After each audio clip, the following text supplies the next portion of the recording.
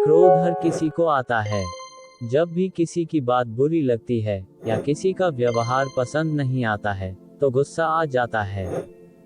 और एक बार जब यह आता है तो फिर दिमाग से निकलने का नाम नहीं लेता।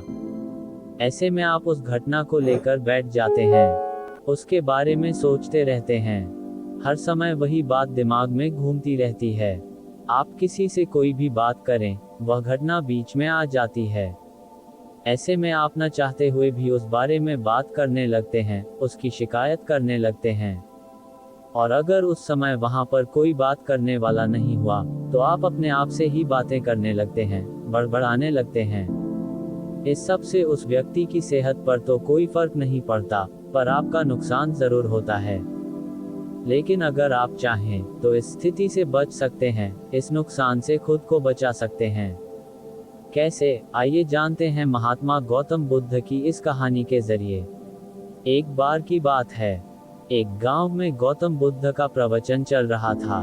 वे कह रहे थे, जब हम क्रोधित होते हैं तो दूसरों को नुकसान पहुंचाने की कोशिश करते हैं। लेकिन उस समय हम इतने आवेशित हो जाते हैं कि हमारी सोचने समझने की ताकत समाप्त हो जाती है। इसलिए क्रोध में हम सही निर्णय नहीं ले पाते और अपना ही नुकसान कर बैठते हैं। बुद्ध की उस सभा में एक गुस्सैल स्वभाव का व्यक्ति भी शामिल था।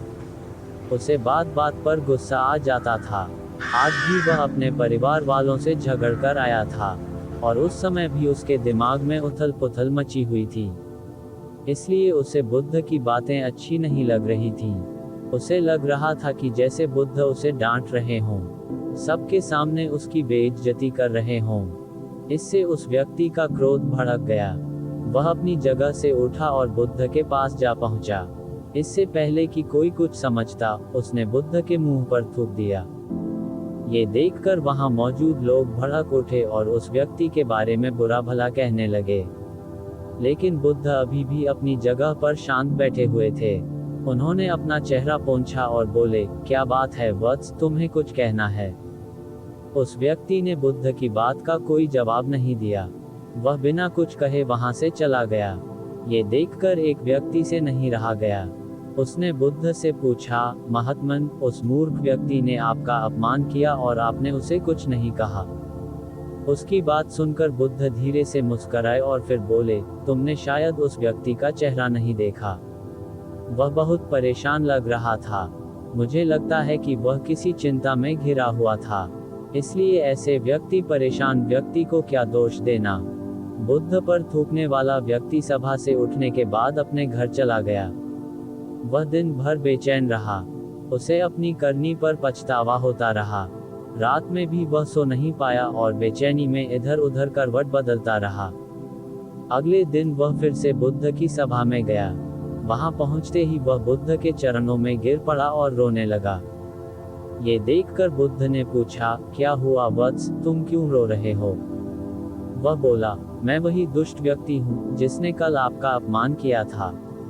पता नहीं कल मुझ पर ऐसा कौन सा पागलपन सवार हुआ जो मैं ऐसी घृणित हरकत कर बैठा।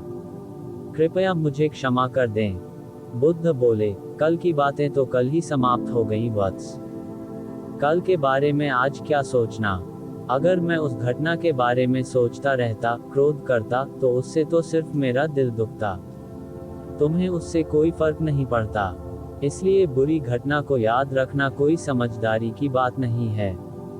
इससे हमारी परेशानियां बढ़ जाती हैं और जीवन ठहर जाता है। इसीलिए अप्रिय बातों और अप्रिय घटनाओं को भूलने में ही समझदारी है।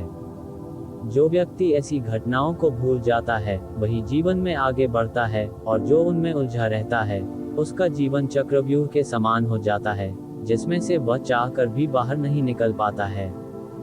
दोस्तों, गुस्सा करना बिल्कुल ऐसा होता है कि जहर तो आप पिएं और कामना करें कि मर सामने वाला जाए।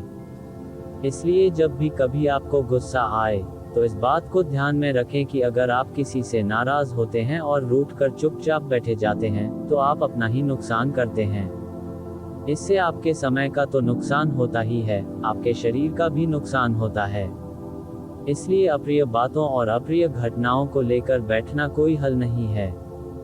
बेहतर है कि उन्हें भूलकर आगे बढ़ें। तभी आप जीवन के प्रवाह के साथ अपने आप को जोड़ पाएंगे और जीवन का आनंद ले पाएंगे। हम में से ज्यादातर लोग यही समझते हैं कि हमारे दुखों का कारण कोई दूसरा व्यक्ति है, और जब हम ऐसा मानते हैं तो हम अपने स्व नियंत्रण की कमी और अक्षमता को अनदेखा कर रहे होते हैं। वास्तव में ये हम पर निर्भर करता है कि हम दूसरों के द्वारा प्रदान की गई नकारात्मकता को स्वीकार करते हैं या नहीं।